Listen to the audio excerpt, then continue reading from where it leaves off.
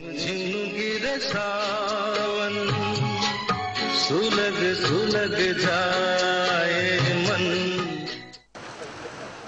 گزشتہ چند روز سے شدید گرمی اور ہبس کی لپیٹ میں تھا، لیکن آج دوپہر شمال مغرب کی جانب سے آنے والی سرد ہواؤں نے موسم خوشگوار کر دیا۔ دیکھتے ہی دیکھتے آسمان پر کالی گھٹائیں چھا گئیں اور موسلا دھار بارش سے ہر طرف جل تھل ہو گیا۔